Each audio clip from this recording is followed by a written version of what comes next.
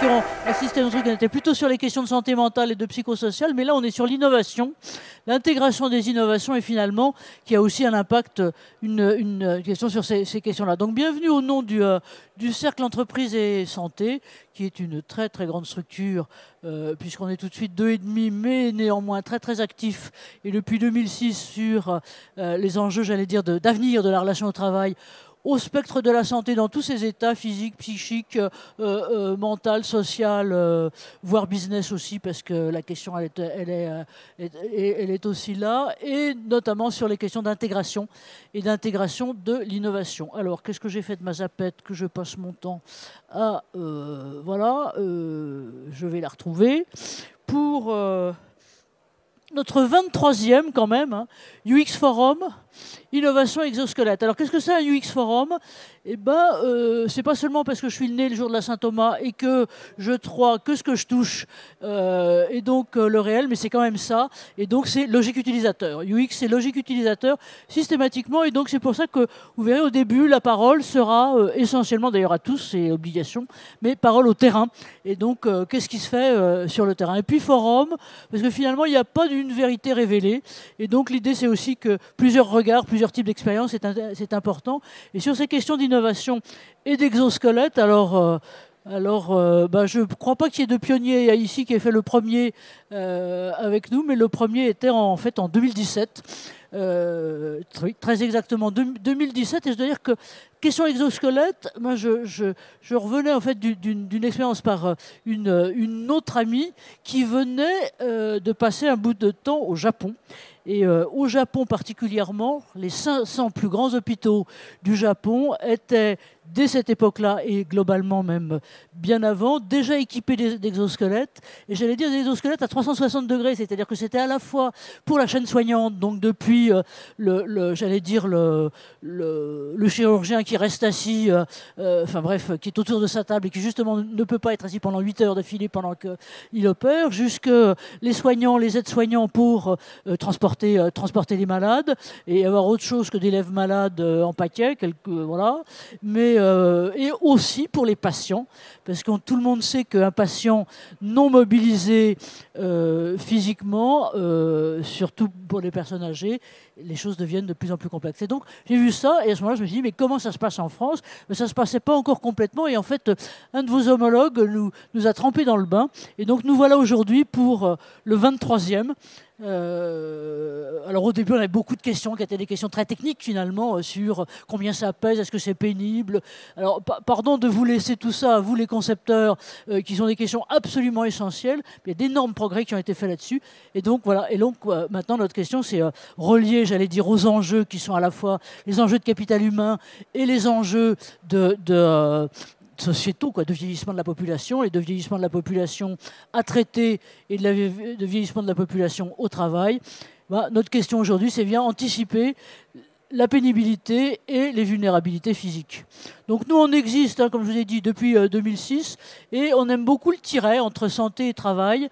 Alors, ce que je disais, c'est que ceux qui sont férus d'intelligence artificielle savent que quand ils lisent un texte, une façon de débusquer quelque chose qui a été écrit par l'intelligence artificielle, c'est ce qu'on appelle le tiret quadratin, qui est un peu plus grand que le trait d'union. Et ça, c'est signé. Si vous en voyez un, vous êtes sûr qu'il y a une bécane quelconque qui a anticipé avant. Finalement, nous, alors je ne sais pas si on est semi-intelligent ou semi-artificiel, mais c'est un tiret semi-quadratin. Et c'est toutes les interactions entre le travail et la santé qui nous intéressent. Et donc aujourd'hui, pour ça, et voilà, je vous présente nos intervenants. Et donc tout ce terrain, et on va voir qu'ils vont intervenir en duo, donc à la fois un duo qui est à la fois un duo d'utilisateurs très terrain. Alors, ce que je veux dire, c'est que tout au début, il n'y avait que des très très grandes structures, donc on avait le Naval Group, la SNCF, Airbus, enfin, en gros, les plus grands pouvaient se permettre de tester, d'utiliser du matos qui était souvent d'ailleurs lourd, pas encore complètement ça. Là maintenant, je dirais qu'aussi avec vous tous, on met un peu le point d'honneur à voir comment, j'allais dire presque tout un chacun, y compris des métiers très individuels ou au contraire des métiers très intégrés, peuvent, pour leurs différents exercices, utiliser tout ça.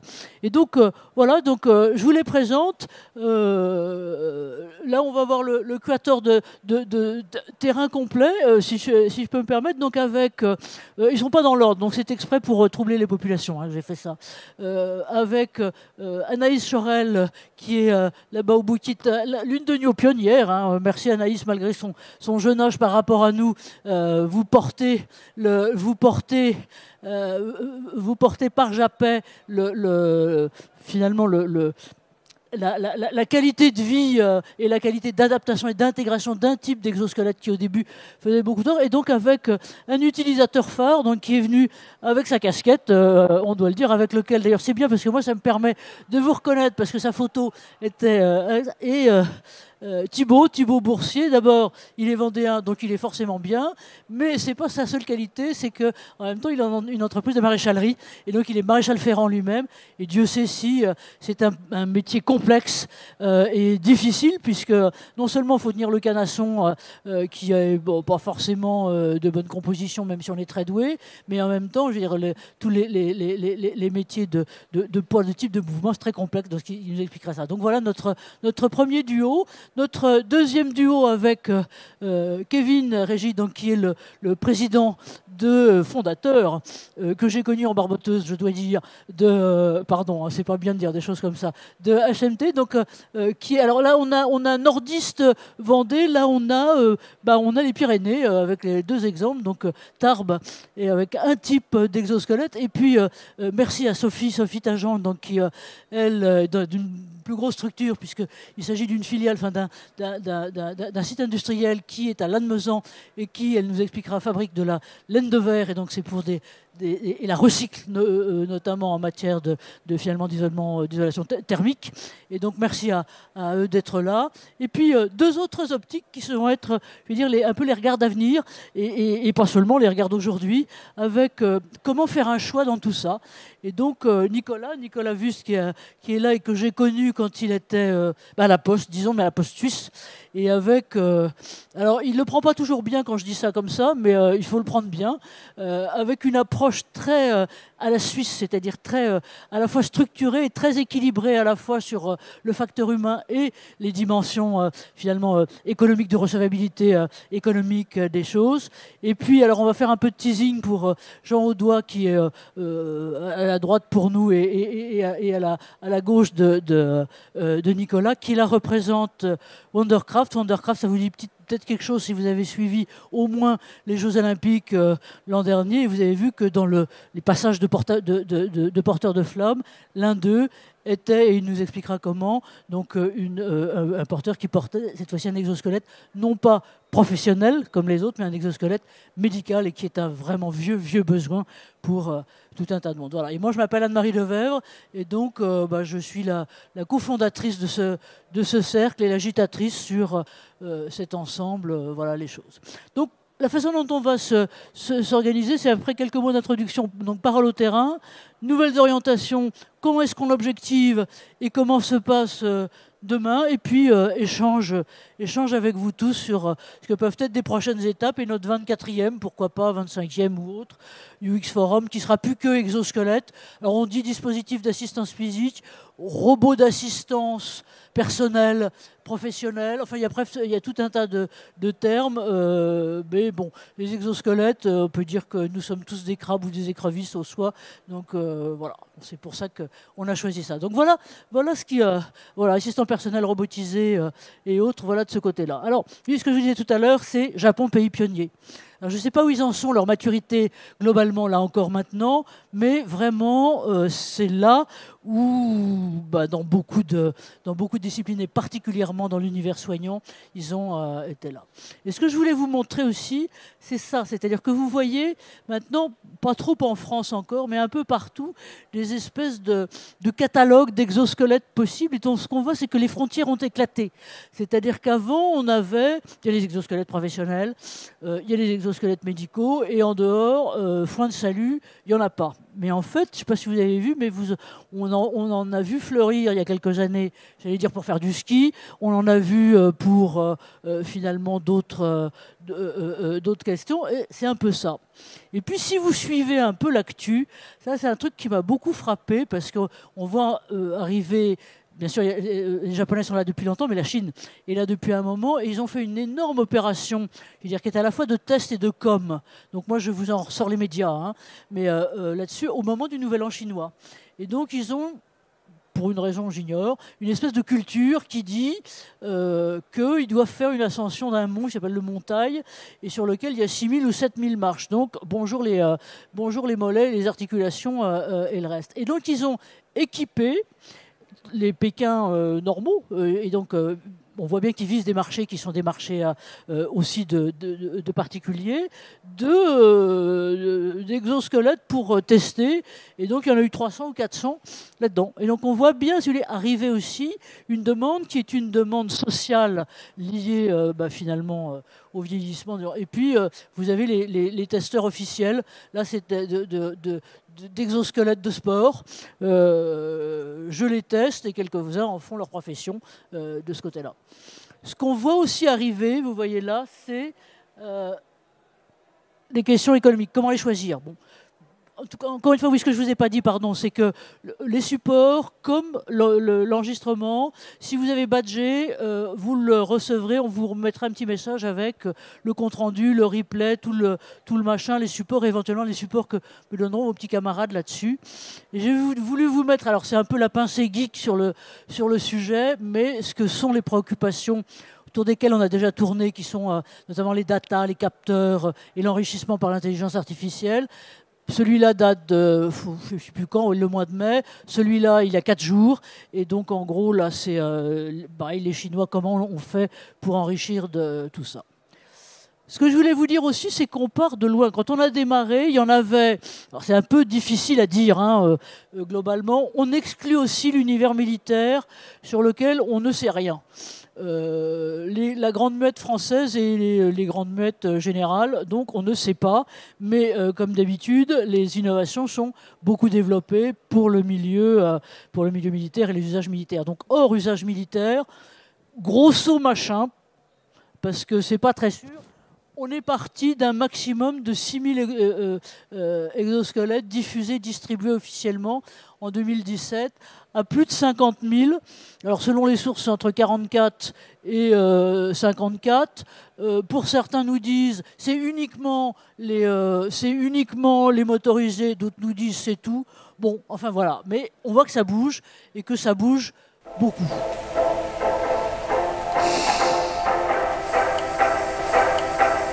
Alors, on va voir comment ça bouge et comment ça bouge sur le terrain. Et donc, parole au terrain d'abord. Et donc, à vous, si vous voulez bien, notre premier illustre tandem, Thibaut et Anaïs. Donc, Thibaut Boursier de Thibaut Boursier Maréchalerie. Je crois que c'est comme ça qu'on appelle votre entreprise.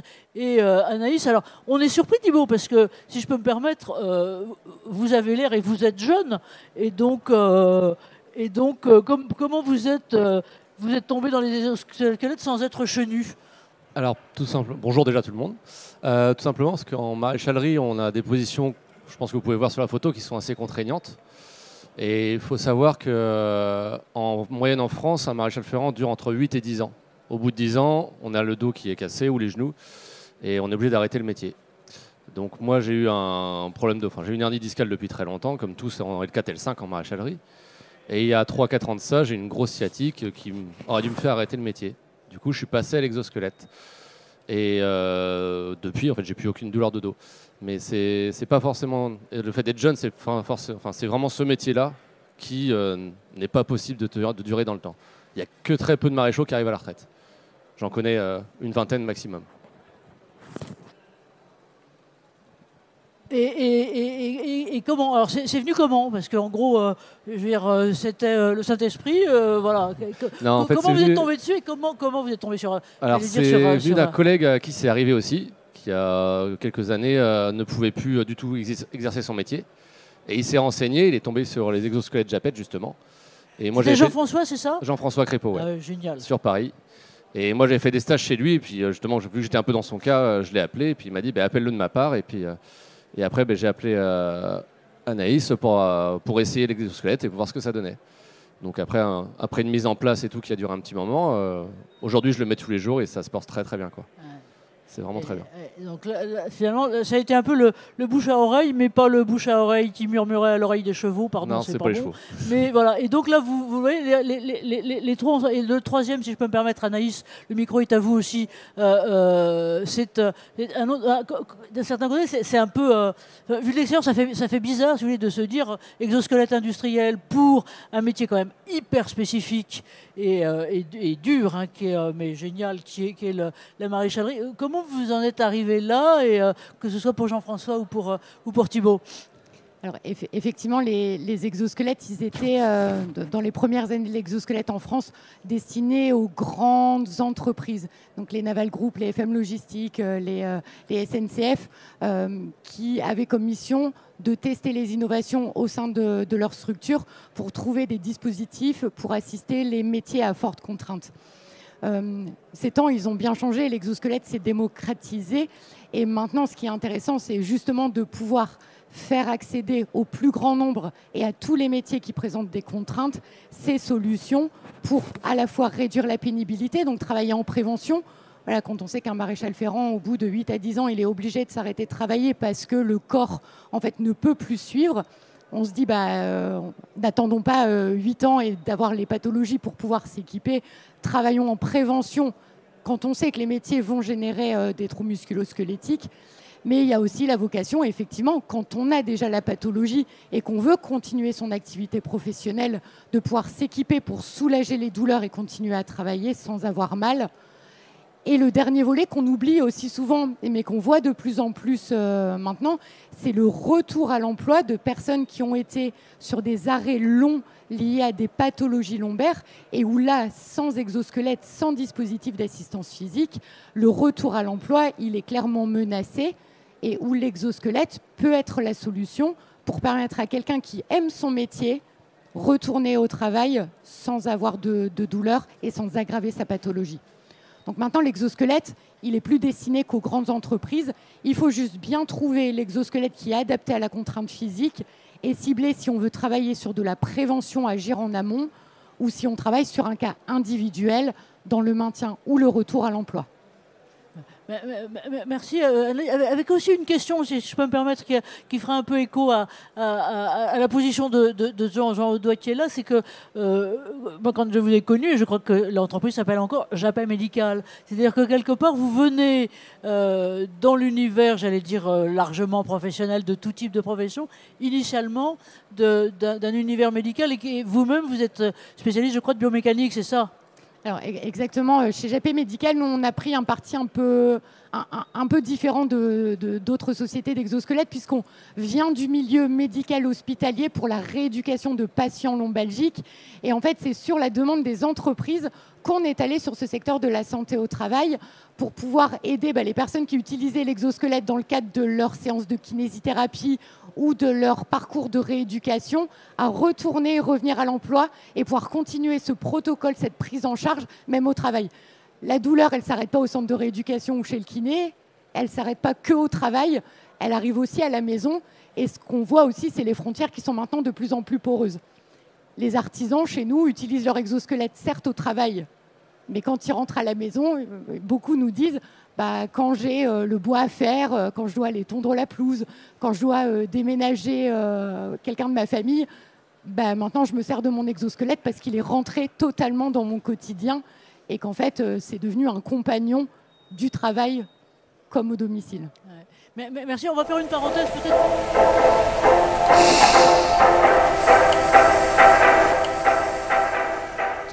Jean, de votre côté, finalement, donc Jean Audoy, pardon, je ne suis pas complètement mon ordre, mais les ordres sont faits pour être bousculés. Vous venez de Wondercraft, qui est d'origine plutôt complètement là aussi médicale, et maintenant vous venez aussi à l'industriel, on le verra tout à l'heure. Juste deux mots et puis on continue notre séquence normalement. Vous avez tout à fait raison, la frontière est complètement poreuse. Nous-mêmes, donc on développe des exosquelettes de rééducation à la marche, des exosquelettes qui sont vendus dans les centres de rééducation fonctionnelle, donc les hôpitaux français, européens et maintenant aux États-Unis. On développe aussi des exosquelettes de compensation à la marche pour accompagner les patients dans son retour au domicile. Mais dès lors qu'on démarche les hôpitaux, les thérapeutes, les médecins qui voient un intérêt pour les patients qui ont fait un AVC, qui ont perdu l'usage de leurs membres inférieurs, les patients qui sont blessés médulaires, à chaque fois qu'on fait cette démarche auprès des établissements, quand on remonte les projets auprès des directions, les directions nous regardent et disent « Ah, l'exosquelette, j'y avais pensé, mais dans une logique plutôt de qualité de vie au travail de mon personnel paramédical. » Et c'est vrai qu'on se rend compte qu'à chaque fois qu'on développe des exosquelettes très tôt dans le parcours de rééducation d'un patient, il y a ce sujet de soulager le personnel paramédical qui s'occupe de ce patient. Il y a ce sujet d'améliorer la prise en charge du patient et le quotidien de l'infirmier, de l'infirmière dans les services de réanimation. Par exemple, des hôpitaux, on sait que verticaliser un patient très tôt, c'est sain pour sa réhabilitation. Ça permet de retrouver des fonctions digestives plus rapidement. Mais pour verticaliser un patient qui est en réanimation, c'est souvent des patients très lourds, qui n'ont plus du tout de force, qui ont passé plusieurs journées sur des lits. Et donc là, on est en train de voir comment nos exosquelettes peuvent les aider à les verticaliser, leur faire faire quelques pas de marche dans ces services. Voilà, je vais vous interrompre parce que sinon, c'est autant de votre temps de parole de tout à l'heure qui est pris. Je suis très très chiante, hein, mais c'est globalement comme ça. Donc merci. Et oui, donc effectivement, la porosité des choses et la porosité des demandes, parce que pendant longtemps, je dirais c'est la même chose en management, on a voulu segmenter les choses avec, pareil, il y a la santé au travail, il y a la santé hospitalière, et surtout mélangeons pas. Tout ça, heureusement, c'est un peu terminé. Alors,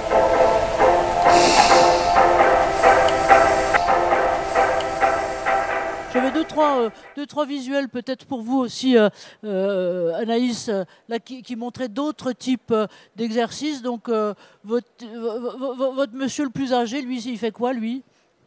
C'est pas parce que je me sens dans la cible, hein, mais bon. Alors, Thierry, c'est une histoire, moi, qui m'a beaucoup touchée. On a été contacté par un service de santé au travail qui clairement nous a dit on a un monsieur qui est en arrêt pour des problématiques de dos depuis plus de 2 ans maintenant. Il y a 2 options.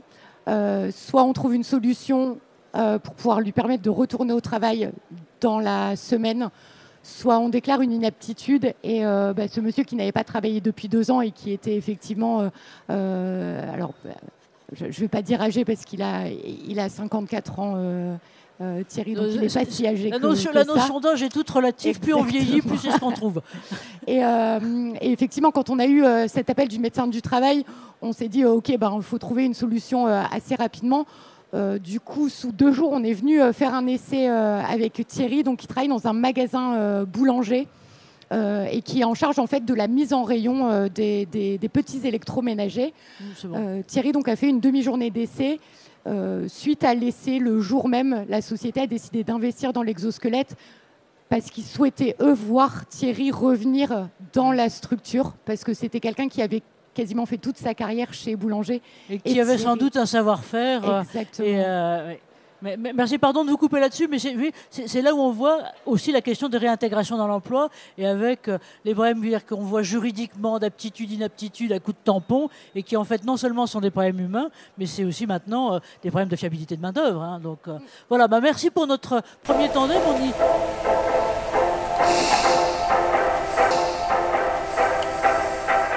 On reviendra tout à l'heure. Et donc maintenant notre deuxième exemple en action avec Sophie Tajan, donc qui est responsable HSE de Knof à Lannemezan. Il faut que ça soit vert, il faut préférentiellement que vous le mettiez sur le bas du visage, sur le bas du menton, ce qui me permettra de vous photographier sans que j'ai un énorme nez avec un truc au milieu, pardon.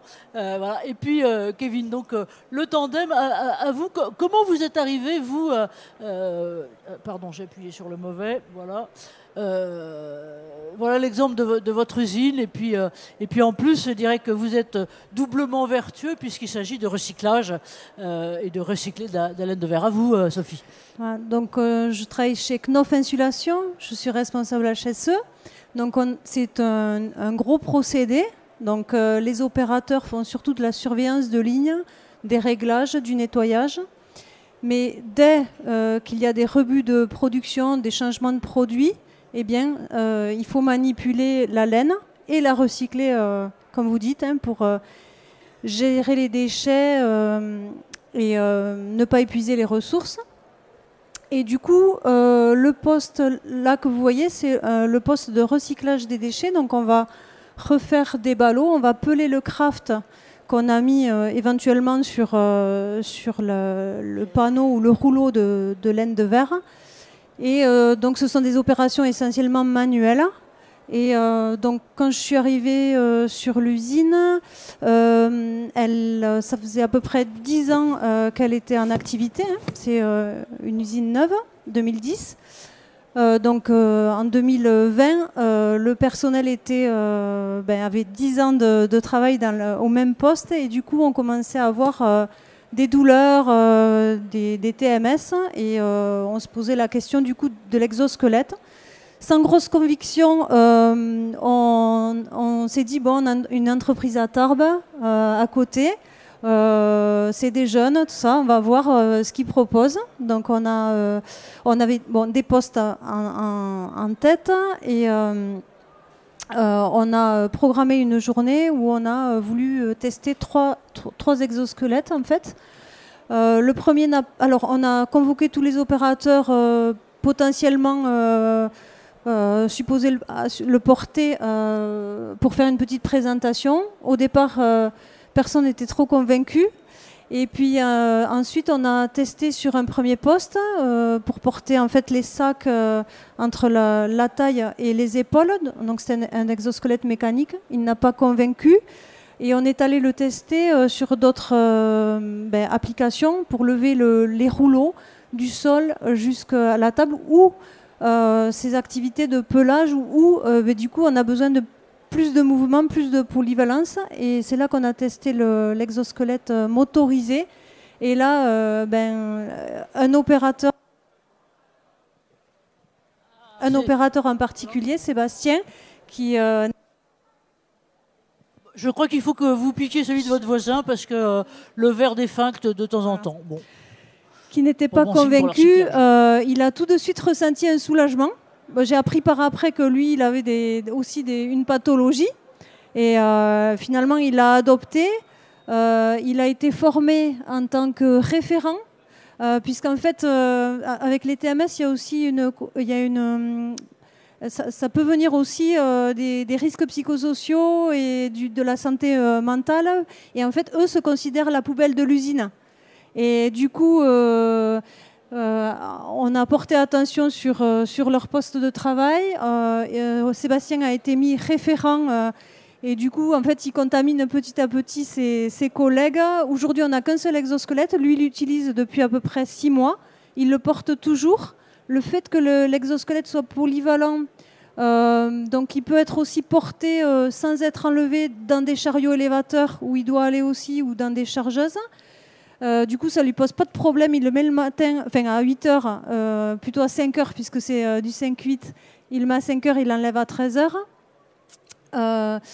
Et du coup, là, on est en train de voir pour l'étendre à d'autres collègues à lui. Voilà. Donc c'est expérimentation d'abord, expérimentation par l'exemple. Merci bien. Kevin, vous, alors, voilà, comment vous êtes arrivé là-dedans, et vous, alors on voit bien votre façon de faire. Moi, je commence à vous connaître un peu là maintenant. Il laisse faire, laisse venir très gentiment, et l'autoconviction, comme disait Sophie, se crée. Voilà. Comment vous voyez, et comment vous êtes venu aussi, vous perso, à construire des exosquelettes? Pourquoi? Ok. Donc bonjour à toutes et à tous. Donc, alors moi, ça fait un petit moment, vu que c'était en 2017 qu'on a créé HMT, mais ça fait depuis 2015 qu'on s'intéresse au sujet des exosquelettes. À la base, c'était plus pour le côté médical. On voulait redonner de la mobilité, un peu comme chez Wondercraft, à des personnes qui avaient perdu de la mobilité, comme des personnes qui avaient eu des AVC. Et on a été très vite contactés par des industriels comme La Poste pour développer des sujets, pour répondre plutôt au sujet des TMS. Au début, on était très techniciens, donc pour nous, on allait fabriquer des exosquelettes qui allaient supprimer les TMS. C'était très binaire. Après, on a compris ce que c'était un trouble musculo-squelettique, c'était multifactoriel. Donc on a créé un cabinet d'ergonomie en interne dans l'objectif d'aider plus largement aussi les entreprises sur des sujets organisationnels. Donc en fait, la vocation maintenant d'HMT, c'est d'aider n'importe quelle entreprise dans leur démarche de prévention. Quand il y a un besoin d'exosquelette, on peut y répondre aussi pour limiter l'impact et l'usure professionnelle, quel que soit le secteur, quelle que soit la taille d'entreprise. L'objectif, comme ça a été un peu dit aussi par Sophie, c'est que en fait, on a développé un protocole pour accompagner les entreprises dans leur réflexion, comme par exemple présenter aussi aux équipes en amont des essais qui vont tester des exosquelettes. C'est aussi prendre un peu la température des attentes, des doutes qu'il pourrait y avoir sur l'exosquelette. Comme tu l'as dit, en fait, il y avait un peu d'attente et d'appréhension.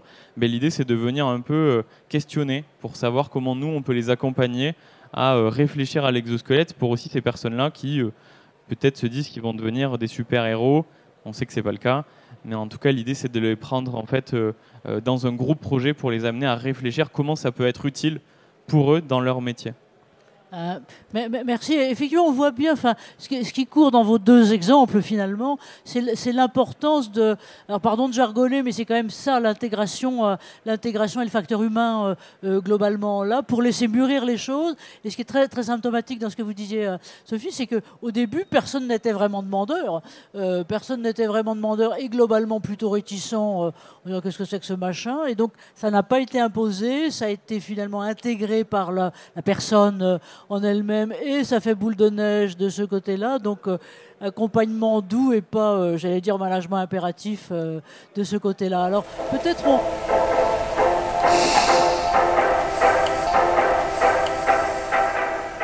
on va, si vous voulez bien maintenant, continuer justement avec ce regard qui n'est pas autre, mais qui est différent de Nicolas. Alors, bon, il y a une chose, c'est peut-être pas vrai personnellement, mais il est marié avec personne, Nicolas. C'est-à-dire qu'avec aucune Nicolas Wüst, donc d'une structure qui s'appelle Nova Free, qui est un Valaisan en Suisse, marié avec personne, et donc regard objectif, si vous voulez, et c'est un peu ce qu'on lui demande sur l'aide à la décision tous azimuts, c'est-à-dire à la fois de l'utilisateur mais aussi du prescripteur. Comment vous faites et comment vous en êtes arrivé là, Nicolas, à toi? Donc bonjour. En effet, marié avec personne, mais amoureux d'une vigneronne. Donc une vigneronne qui est équipée d'un exosquelette, puisque c'est un domaine d'activité qui demande à souvent être penché en avant, soit pour la taille, soit pour les vendanges. Et donc voilà, ça c'est la petite introduction. Moi, mon arrivée dans le monde de l'exosquelette, il est complètement par hasard parce qu'il a un lien avec le Japon, puisque à l'époque où je travaillais à la Poste Suisse comme responsable de l'innovation opérationnelle, c'est le directeur de la Poste qui revenait du Japon et qui a vu à l'aéroport du personnel équipé il ne savait pas quoi sur le dos, mais pour manipuler les bagages. Alors il m'a dit, tu as terminé un tel projet, s'il te plaît, intéresse-toi à cela pour nos équipes. Et donc, je suis parti à la découverte de ce monde-là, de l'exosquelette. J'y ai rencontré rapidement Japet et Anaïs, ou Anaïs et Japet. Et puis je me suis passionné pour ce monde-là, tout en découvrant, non pas des failles, mais en tout cas des difficultés. Et quand vous dites que c'est plus aisé pour un grand groupe de se donner les moyens d'essayer de donner une chance aux exosquelettes, c'est vrai. Parce qu'il faut déjà quelqu'un qui fasse cette étude de marché, quelqu'un qui s'y intéresse, qui le comprenne, ça met du temps. Et dans une petite structure, c'est souvent pas le cas. Et ce que j'ai décidé par la suite, c'est de tirer parti des difficultés que j'avais eues moi-même pour essayer de faciliter la vie de clients et de faire un intermédiaire entre les fabricants et le besoin. Voilà. Donc, pour revenir au thème qui nous intéresse aujourd'hui par rapport au côté plutôt santé, je suis très content de faire connaissance avec Jean-Édouard aujourd'hui parce qu'on est, sans le savoir, on travaille sur un même secteur d'activité dans les soins et donc dans la rééducation, réadaptation. Et donc en Suisse, il y a un grand pôle qui s'appelle la SUVA qui chapeaute tout cela. Et puis moi, j'ai démarré des tests il y a 6 semaines de cela.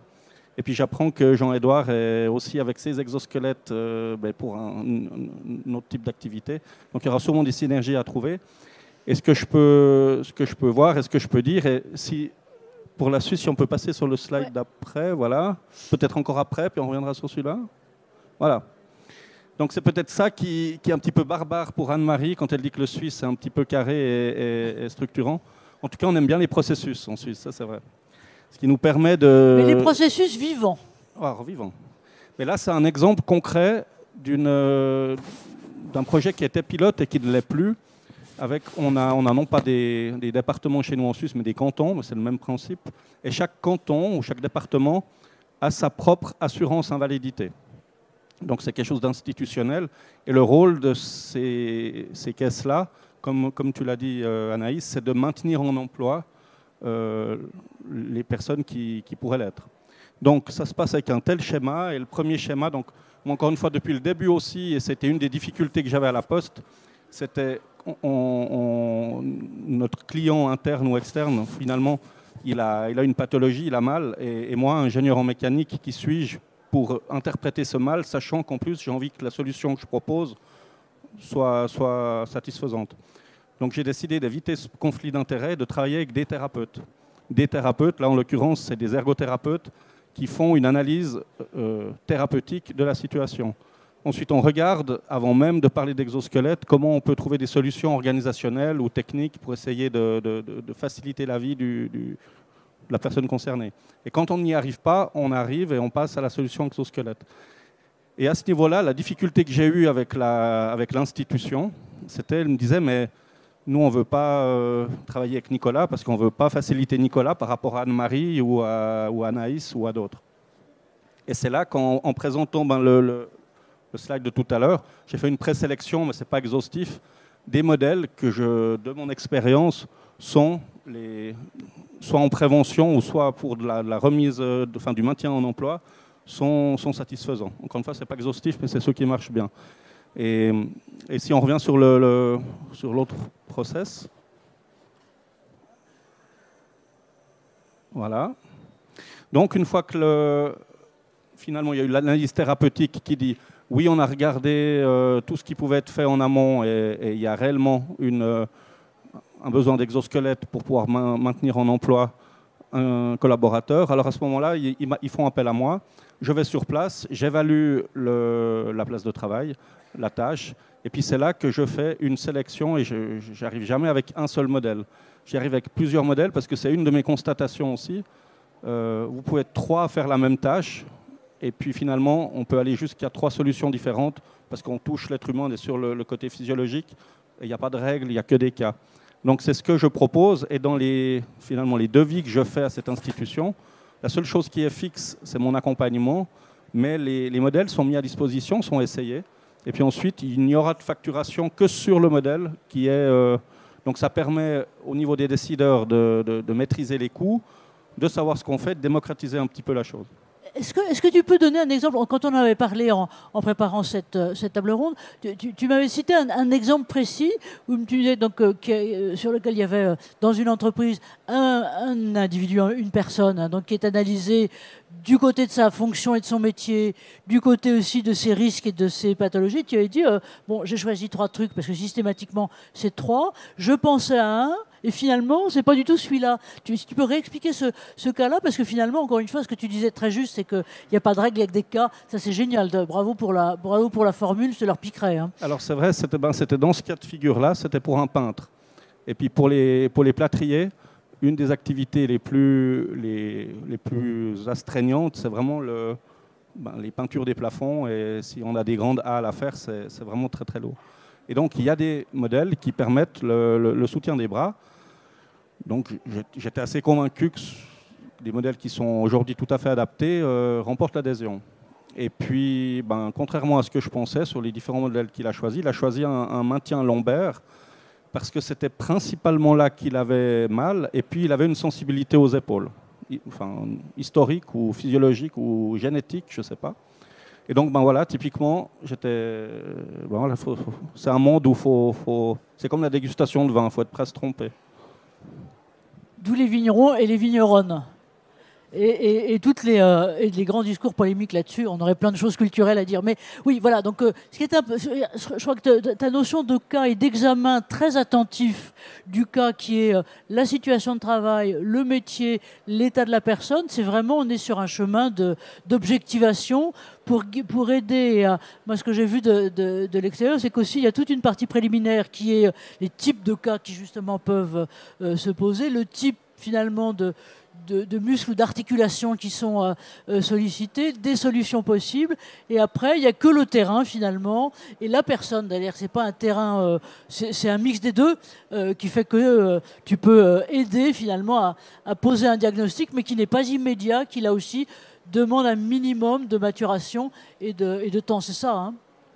Pour exprimer encore cet écart qu'on peut avoir dans l'appréciation des solutions et des solutions donc d'assistance sur une même tâche sur un toit, c'était pour de l'étanchéité. Ça, c'est un retour d'il y a quelques semaines.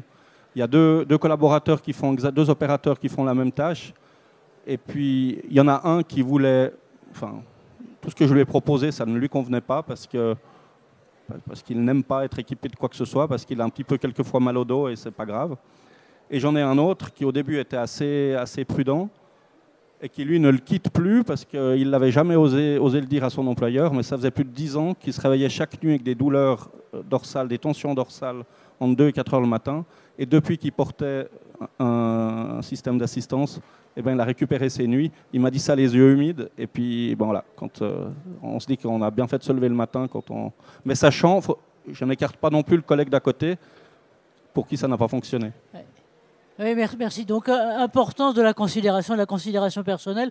Je reviens sur ce que tu disais sur, je n'allais pas dire votre ancêtre parce que ça ne serait pas très gentil, de Jean-François Crépeau, mais là, c'était aussi, on le sentait, n'avoir jamais vraiment osé, même pour lui-même, formaliser le fait qu'il était complètement cassé, quoi, et que le soir, il rentrait et qu'il s'affalait dans son canapé et qu'il pouvait, en gros, plus rien faire. Donc, importance du facteur perso. Merci, Nicolas.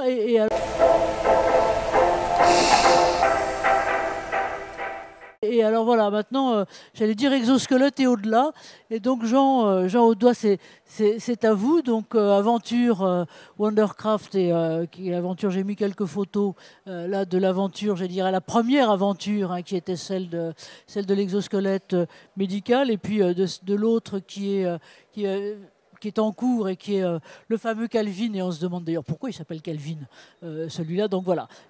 Jean, c'est à vous, avec à la fois d'où vous venez aussi, vous perso, pourquoi vous êtes tombé là-dedans plus que dans autre chose? Parce que ça fait finalement un an et demi que vous êtes dans l'aventure, mais... Bon. Alors, l'aventure Wondercraft, elle a démarré, c'est une aventure familiale. C'est d'abord deux fondateurs, dont l'un d'eux qui était au club de robotique de Polytechnique. L'un d'entre eux a une partie de sa famille qui souffre de la maladie neurodégénérative Charcot-Marie-Tooth. Donc c'est une pathologie qui prive les personnes à un âge adulte de leur mobilité. Et à ce moment-là, en 2012, moi je crois que c'est en 2012, il voit les robots de Boston Dynamics s'amuser à faire des toupies. Donc il se dit, c'est bizarre. Pourquoi on n'utilise pas ce genre de technologie pour aider des gens à remarcher? Donc il s'intéresse aux exosquelettes. Et ils se rendent compte que les exosquelettes sont des exosquelettes assez primaires qui font que avancer et qui ont besoin de support, des cannes pour s'équilibrer. Donc il va prendre la technologie de Boston Dynamics et la mettre dans des exosquelettes. Et 10 ans après, je crois que c'est la photo qu'on voit, alors c'est pas son frère là, c'est Kevin, mais il a fait porter la flamme paralympique à son frère qui est atteint de cette pathologie et qui s'est verticalisé, qui a marché sur 200 mètres. Donc il a complètement réussi son challenge. Et cette technologie aujourd'hui, qui était à la base une technologie qui devait servir des personnes en fauteuil roulant, donc déjà handicapées, elle sert aussi de rééducation. Donc aujourd'hui, il y a 100 établissements hospitaliers dans le monde, en France principalement, en Europe et aux États-Unis, qui sont dotés de ce genre de technologie qui permettent à des patients qui ont fait un AVC, qui ont eu un accident de ce qu'on appelle les blessés médulaires ou qui ont ces pathologies neurodégénératives de se remuscler, de remarcher et d'entrevoir un futur possible, c'est-à-dire un futur debout Et ça, c'est quelque chose d'assez fort qu'on porte chez Wondercraft. Donc on a 2 exosquelettes, un de rééducation et un de compensation à la marche. L'enjeu pour l'exosquelette de compensation à la marche, c'est le retour à la marche. C'est un enjeu sociétal et je crois aussi professionnel, dans le sens pour les personnes qui ont un handicap, pouvoir parler, être verticalisé et parler à hauteur de son collègue, de son manager ou de n'importe quelle autre personne, c'est un impact psychologique fort pour eux. En Allemagne, il y a déjà des subventions qui sont prévues par des caisses d'assurance professionnelles, donc financées par les actifs, qui fait que si vous avez un accident en allant en voiture à votre bureau ou à votre bureau, vous pouvez bénéficier de ce genre de technologies qui sont encore onéreuses. On essaye de passer à l'échelle et de réduire les coûts. Mais vous pouvez avoir accès à ce genre de technologie. Donc là, je pense qu'on est sur la bonne voie quand on essaye de s'intégrer sur ces parcours de rééducation et de compensation à la marche. Et avec effectivement la double optique, c'est-à-dire de démarrage, c'était des appareils qui étaient surtout, j'allais dire, développés et utilisés dans un cadre strictement complètement médical, alors que là maintenant, je ne dirais pas qu'on a des exosquelettes de ville, comme les rats des villes et les rats des champs, mais ça ouais. va arriver. Les États-Unis aussi ont voté des lois de financement aussi pour rembourser ces exosquelettes. On est en cours de discussion en Europe. Le Moyen-Orient est très très demandeur aussi de ce genre de technologie. C'est une concurrence qui est une concurrence internationale. Vous l'avez cité, le royaume de la robotique, c'est le Japon. Donc on a des exosquelettes qui viennent du Japon, de Corée du Sud, de Chine, des États-Unis bien entendu. Donc aujourd'hui, nous on est dans une course au déploiement, on va dire. D'abord dans les centres de rééducation, puis après auprès des patients qui souhaitent avoir cet exosquelette à domicile. Et dans cette course, ça nécessite beaucoup d'argent. Donc on a dû lever énormément de fonds. Et au moment où on levait des fonds, on s'est rapproché de Renault Group, qui, industriel dans l'automobile, tous les industriels dans l'automobile sont en train de faire des recherches sur la robotique, les humanoïdes. Il y a une notion de gagner des marges forcément dans la production de leurs autos. On voit Elon Musk avec Tesla, il a son propre robot qui est pas très avancé, mais selon nous, mais il l'a quand même. Donc on a travaillé avec Renault. C'est lui le robot Kung Fu, c'est lui Tesla. C'est pas le robot Kung Fu. Alors la robotique est envahie aussi par les industriels chinois. Là, on a une vague déferlante qui arrive de Chine. C'est un peu dangereux parce que dès que vous placez un robot chinois ou même américain dans votre usine, vous pouvez être sûr que toutes les données sont envoyées sur les serveurs chinois et américains. Donc bonjour l'aspirateur. Exactement. Ça, c'est un gros sujet. Mais Renault a fait ce travail d'aller voir ces industriels chinois, ces industriels américains.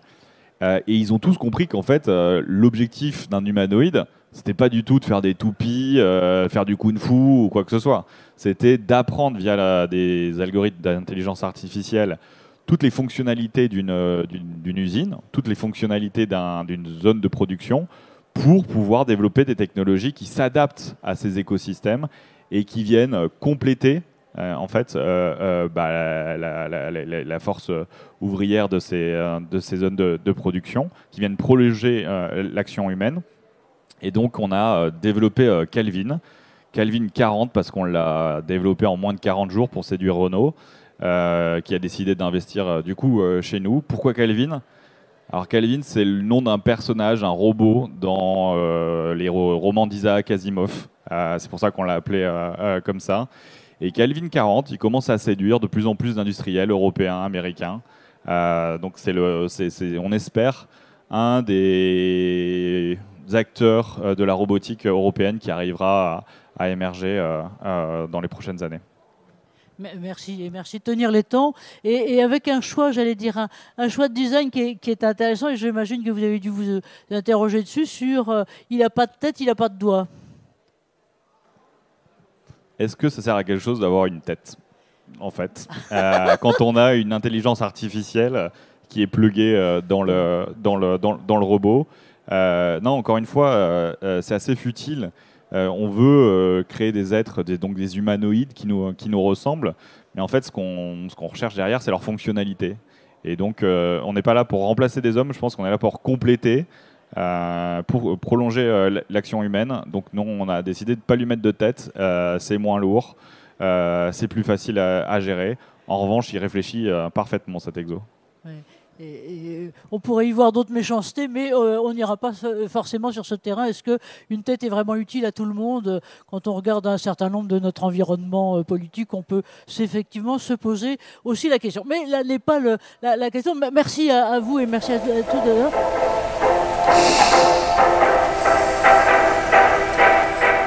J'aimerais bien un peu que vous réagissiez les uns les autres. Alors déjà, voilà, Sophie, vous êtes notre otage grande entreprise, et puis après on demandera la même chose à Thibaut. Comment vous verriez un Calvin ou équivalent chez vous, et comment vous voyez aussi finalement ces questions HSE, elles sont aussi bien pour, j'allais dire, le manutentionnaire, là, celui-là, que l'autre, que aussi sur l'acceptabilité de l'environnement. Comment vous ressentez tout ça? Et puis après, un peu vos questions aussi à vous tous là. Alors, et comme vous savez, quand je pose une question, c'est comme, alors c'est pas votre époque, mais comme l'époque de Marchais, vous avez absolument le droit de me répondre autre chose. Hein. Donc,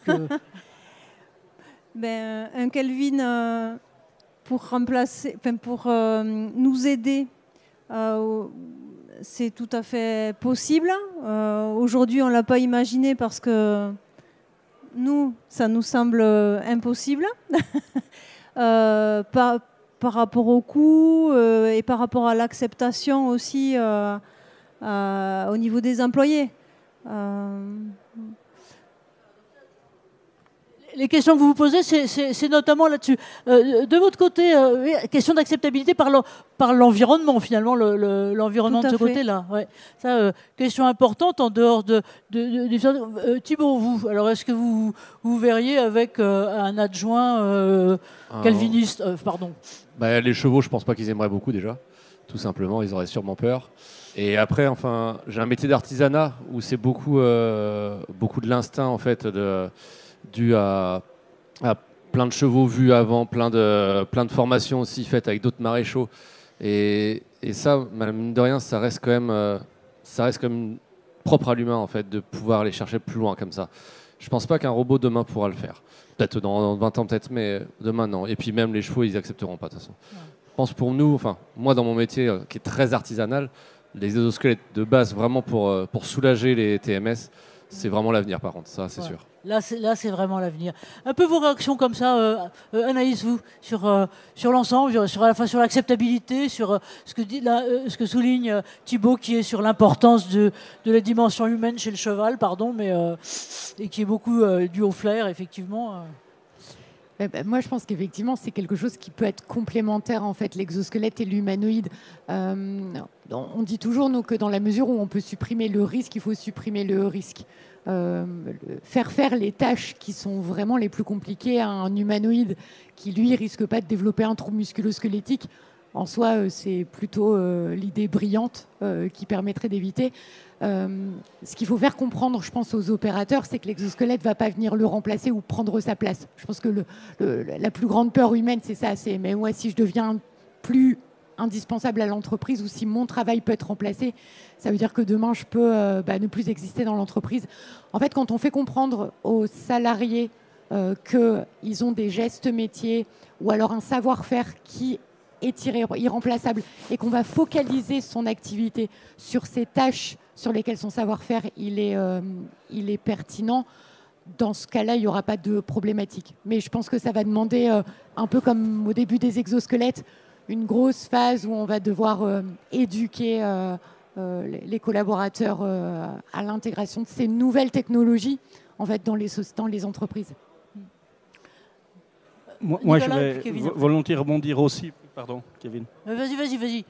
Il y a une chose qui me paraît très, très, très symptomatique, c'est la question « il n'a pas de tête ton robot ?» et puis la réponse « il n'en a pas besoin ». Et ça, à partir du moment où on a cette approche sur le côté fonctionnel et de pourquoi le fait-on, le mot-clé, c'est pour ne pas remplacer l'humain, c'est pour prolonger, c'est pour faciliter sa vie.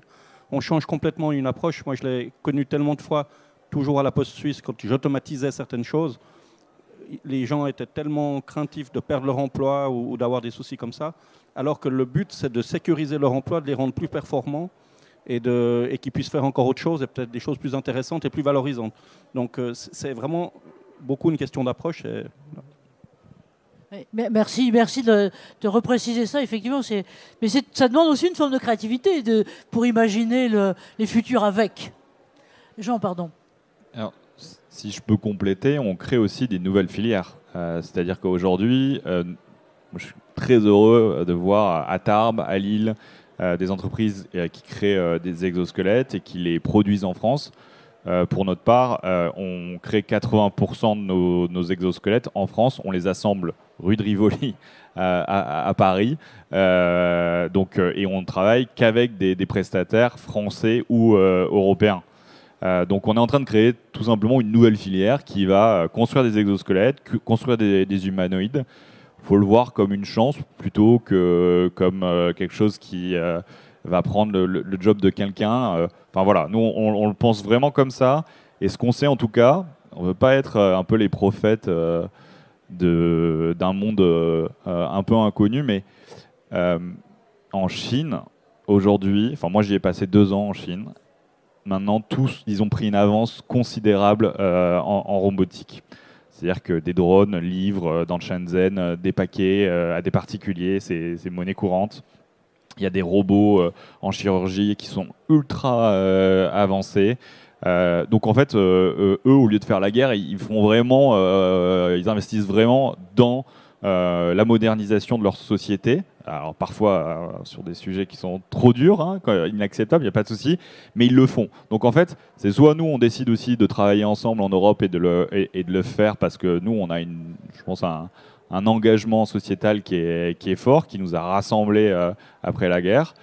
Soit on se fait dépasser encore une fois, comme le cloud avec les Américains il y a 20 ans, et on subira encore une fois le fait d'être une colonie robotique d'un autre continent. Voilà. Merci de marquer le défi aussi clairement, parce que c'est très exactement celui-là. Kevin, tu veux rajouter quelque chose ? Ouais, en fait, moi, ce que je trouve intéressant, c'est que cette réflexion sur l'humanoïde dans notre quotidien, que ce soit personnel ou professionnel, c'est un petit peu les sujets qu'on a eu, je pense, sur le sujet des exosquelettes, où les gens se pensaient être robotisés parce qu'on a équipé des exosquelettes qui allaient faire un travail à leur place. En fait, l'idée, c'est comme toute technologie, je pense en ce moment, c'est plutôt le sujet IA qui passionne beaucoup de gens. C'est comment en fait ces nouvelles technologies s'intègrent dans le quotidien sans que ça devienne en fait une déshumanisation, mais c'est comment ça peut nous aider dans notre quotidien. Et je pense que c'est comme toute nouvelle technologie, on peut se parler du téléphone portable aussi. Maintenant, c'est plus trop un sujet, on rigole plus des gens qui parlent tout seuls dans la rue comme c'était il y a. Enfin, je pense que j'étais pas né, mais bon, bref. Ouais. Dans l'idée, j'étais plus âgé, plus jeune. Donc, je pense que c'est juste trouver comment intégrer ces nouvelles technologies dans le quotidien, et je pense que c'est les challenges de toute nouvelle technologie. Merci. Et moi, j'ai une question pour tous. Merci de ce point. Si vous voulez rajouter quelque chose là, non. À votre avis, il y a des secteurs qui sont complètement en tension. Alors, pardon, avec Luc, et peut-être Luc, je te demanderai si tu as aussi peut-être des choses à dire à professeur Luc Brunet qui intervenait tout à l'heure sur les questions de psychosocial et de RPS de ce côté-là, travaillant beaucoup sur le milieu des soignants, dont on voit, que ce soit l'hôpital, que ce soit, j'allais dire pire, pardon, c'est pas sympa d'utiliser ça, mais le médico-social de ce côté-là, qui sont des secteurs qui vont avoir des besoins multipliés par 1000 compte tenu du vieillissement de la population, des maladies chroniques du reste et autres, qui sont en tension de recrutement et de formation de façon très très importante. Et moi, je vous donnais l'exemple japonais tout à l'heure, parce que le Japon, l'intérêt, c'est que, enfin, si on peut dire, c'est qu'ils ont compris bien avant nous qu'ils étaient complètement non seulement dans la silver economy, mais dans le silver fonctionnement. Et donc, nation de centenaires, ils ont totalement investi en réflexion là-dessus pour se dire comment est-ce qu'on va vivre avec j'allais dire des vieux au travail. Excusez-moi de dire ça à un moment de truc sur les retraites, mais en gros, quelque part, ça va quand même être une question. Comment vous sentez peut-être aussi, vous, dans le public, ces besoins-là et sur les secteurs? Je ne sais pas qui a envie de parler. Luc, alors on va te passer un micro. Oui, Anaïs, pardon. Alors, je voudrais vous féliciter pour votre présentation. Et je trouve extrêmement intéressant de voir la technologie être à l'utilité de l'homme et non pas pour faire la guerre. Et qu'elle puisse aider les gens dans leur vie de tous les jours à travailler, peut-être faire des tâches que les humains n'aiment pas. Il ne faut pas se leurrer. Il y a des tâches que les humains n'aiment pas, qui ne retirent aucune motivation. Il faut que tu parles plus près du micro. OK. Excuse-moi. Qui ne retirent aucune motivation. Alors, parce que beaucoup de gens ont peur de ça, qu'ils soient remplacés. On aura toujours besoin de l'intelligence humaine.